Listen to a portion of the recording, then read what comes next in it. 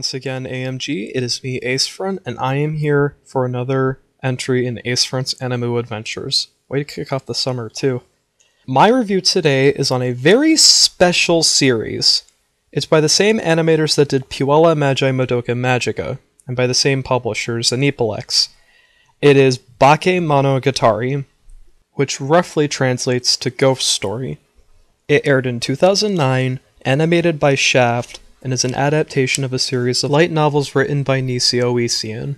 It is a romantic supernatural mystery series about Koyomi Araragi, a boy who is in his senior year, who is walking up a spiral staircase, when all of a sudden a girl falls from the top of the staircase.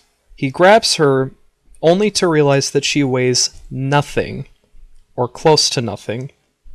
Seeing as this is very strange, he takes her to see Oshino Meme. Basically, he relieves her of some sort of curse that she has over her. And the whole series is basically this premise. Araragi finds a girl who has very unique supernatural problem, and Oshino finds a way to fix it. That can pretty much be said for all 5 arcs, even though they get a little bit more different as the series progresses. The story, while little there actually is actually quite interesting. The entire concept is unique and fresh. But the thing about the story is that it relies much more on characters, dialogue, and even the odd art shift to tell its tale to keep you interested. Now, let me get out the good stuff, because the bad stuff is a little more interesting.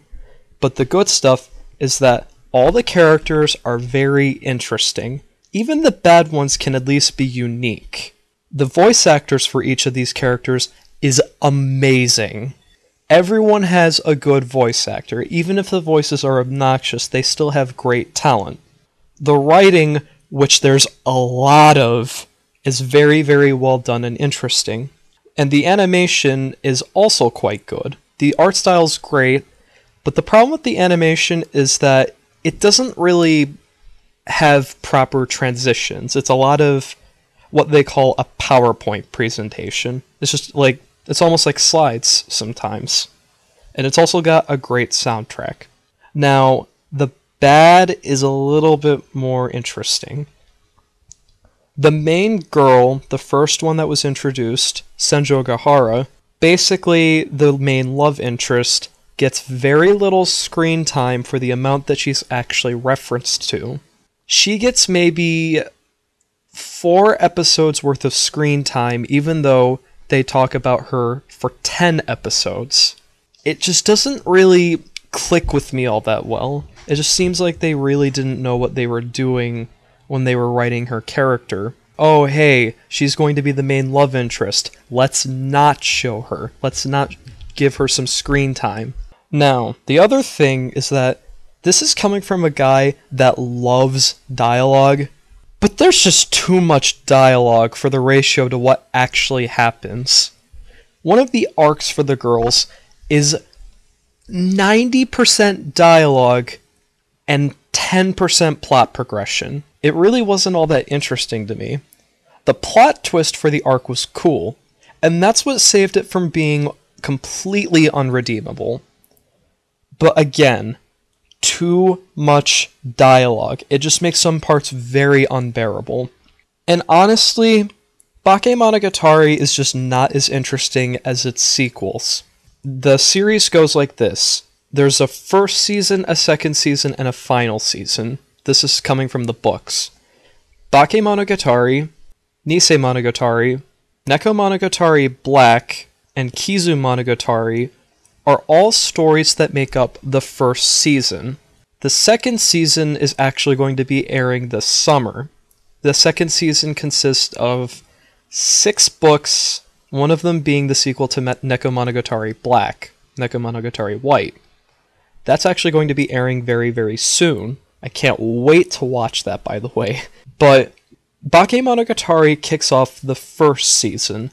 The other parts of the first season, in my opinion, I haven't tried out Kizumonogatari yet, but Nisemonogatari and Nekomonogatari Black were far more interesting, had way better character development, and just overall were really, really fun.